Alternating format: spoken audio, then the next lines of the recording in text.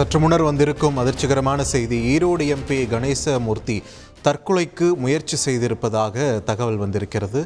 தொடர்ந்து கூடுதல் விவரங்களை வழங்குவதற்காக எமது செய்தியாளர் சதாசிவம் இணைப்பில் இணைகிறார். சதாசிவம், வணக்கம். தற்பொழுது ஈரோடு எம்பி கணேசமூர்த்தி அவருடைய இந்த முயற்சிக்கான காரணம் என்னன்னு தெரிய வந்திருக்கிறதா?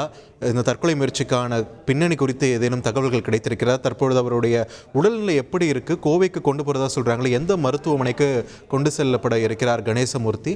நமக்கு கிடைத்திருக்கக்கூடிய முதற்கட்ட தகவல்கள் என்னென்ன சதாசிவம்? நிச்சயமாக வணக்கம். ஈரோடு தொகுதி எம்பி கணேசமூர்த்தி பொறுத்தவரை பார்த்தோம்னால், அவர் 2019 முன்னாள் வரை மதிமுகவில் பொருளாளர் என்ற உயர் பதவியில் இருந்த நிலையில் 2019 திமுக கூட்டணி சார்பில் உதயசூரியன் சின்னத்தில் போட்டியிடுவதற்காக ஈரோடு தொகுதியில் மதிமுகவுக்கு ஒதுக்கிடப்பட்டது. சின்னத்தின் அடிப்படையில் உதயசூரியன் சின்னத்தில் 2019ஆம் ஆண்டு நாடாளுமன்ற தேர்தலில் நின்று திமுக சார்பில் வெற்றி பெற்று எம்பியாக தற்போது வரை நீடித்து வருகிறார். தற்போது இந்த முறை பார்த்தோமானால் 2024ஆம் ஆண்டு நாடாளுமன்ற தேர்தலுக்காக திமுக கூட்டணியில் திமுகவிற்காக தொகுதி ஒதுக்கிடப்பட்டது. இருப்பினும் தனது ஆதரவையும் பிரச்சாரத்தையும் தற்போது எம்பி கணேசமூர்த்தி தொடர்ந்து முன்னெடுத்து வந்தார். அதே போன்று கட்சி பணியும் நல்ல முறையில் சிறப்பாக ஆற்றி வந்தார். இந்நிலையில் இன்று காலை 11 மணி அளவில் திடீரென உடல்நலக்குறைவு பாதிப்பு ஏற்பட்டதன் காரணமாக அருகில் உள்ள தனியார் மருத்துவமனையில் சிகிச்சைக்காக அனுமதிக்கப்பட்டார். தொடர்ந்து 2 மணி நேரத்திற்கு மேலாக ஐசியூ வார்டில், அதாவது அவசர சிகிச்சை பிரிவில் வைத்து கணேசமூர்த்திக்கு மருத்துவர்கள் தீவிர சிகிச்சையை கொடுத்து வந்தனர். இதையடுத்து அவரது உடல்நலம் கருதி மேல் சிகிச்சைக்காக கோவையில் உள்ள தனியார் மருத்துவமனையில் சிகிச்சைக்காக தற்போது கொண்டு செல்லப்பட்டுள்ளனர்.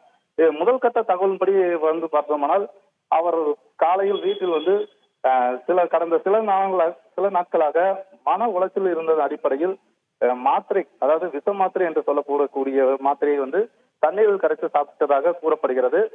இருப்பினும் அவரது உடல் நலம் குறித்து 72 மணி நேரத்திற்கு பிறகுதான் எதுவா இருந்தாலும் சொல்ல முடியும் என மருத்துவ தரப்பில் தெரிவிக்கப்பட்டுள்ளது. இருப்பினும் போலீசார் இச்சம்பவம் குறித்தும் விசாரணை நடத்தி வருகின்றனர். மேலும் அவரை பார்ப்பதற்காக கட்சி பாகுபாடு இல்லாமல் திமுகவின் முன்னாள் துணை பொதுச் செயலாளராக இருந்த சுப்லட்சுமி ஜெகதீசன், அதே போல அதிமுகவின் முன்னாள் அமைச்சர் KV ராமலிங்கம், முன்னாள் சட்டமன்ற உறுப்பினர்கள் உள்ளிட்டோர் பலர் வந்தனர்.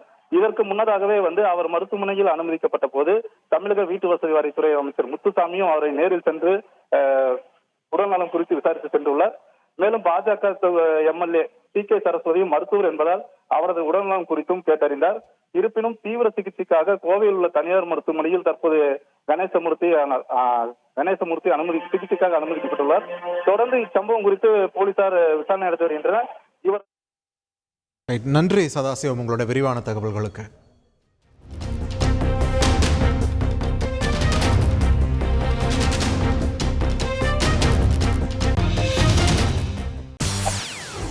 செய்திகளை உடனுக்குடன் தெரிந்து கொள்ள உடனே சப்ஸ்கிரைப் பண்ணுங்க.